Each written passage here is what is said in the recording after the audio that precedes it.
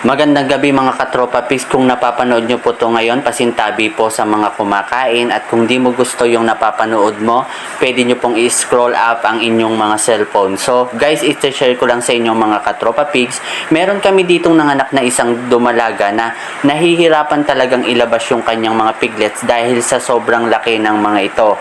At the same time guys, medyo maliit din yung sipit-sipitan niya guys. So sa ganitong paraan guys, maisosurvive natin yung ating mga inahinin pag dinukot natin or kinuha natin yung mga piglet sa loob ng pwersahan. Kasi guys, ang mangyayari dito guys, pag hindi natin to nakuha, possible na maging mortality natin yung mga piglet at the same time mawala din sa atin yung ating inahing baboy.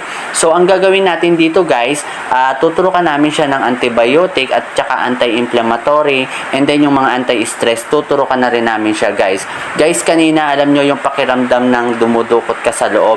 Yung tipo na binibipi ka guys, yun yung nararamdaman namin sa loob guys. Yung mawawalan ka ng lakas yung kamay mo sa loob kasi hinihigpitan talaga nung inahin dun sa loob. So, kung akala nyo madali lang yung ginagawa namin dito sa piggery, mahirap po ang aming gawain dito dahil on call po kami kung kanyan. Kasi parang ospital po kami guys na kailangan naming i-survive lahat ng mga nanganganak at alagaan silang mabuti. So, tulad po nitong nangyayari ngayon, meron kaming isang inahin na nahihirapang manganak.